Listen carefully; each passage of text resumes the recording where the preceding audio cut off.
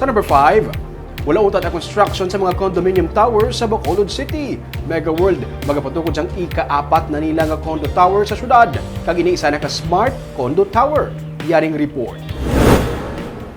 Wala labot sa sinakuan nga construction sa the Upper East nga township sa Megaworld sa east portion sa Bacolod City. May ika-apat pagid nga condominium tower nga igatukod diri. Ini ang Herald Park Suites 12-story tower nga may 246 ka mga units.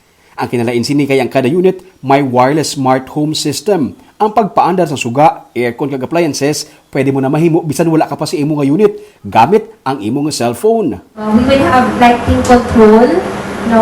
Light switches are installed to control and monitor the use of lighting fixtures via phone app. So, like before going inside your unit, you can just download the app and then you can turn it on na ang unit mo. Also, you can there's also motion sensor controlled lights.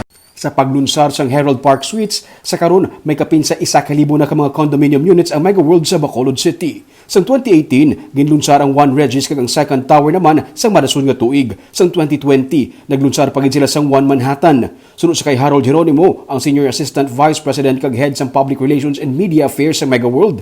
35 billion pesos ang investment sa Megaworld sa Bacolod sa sulod sang napulo ka tuig.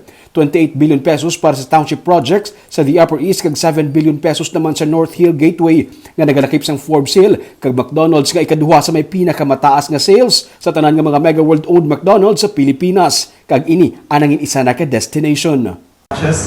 It is now actually second and going to be the top selling in terms of sales in the entire country.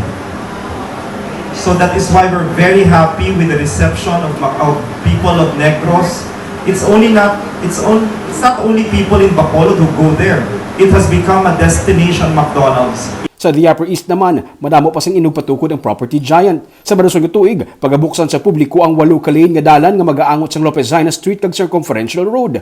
Sa Subong, may 4,000 na tanan ka mga nigrense nga natagaan sa trabaho bangod sa nagapadayon nga construction sang kumpanya kag sarang pagid ini madugangan samtang nagapadayon man ang ilang nga construction sang iban pagid nga mga tower.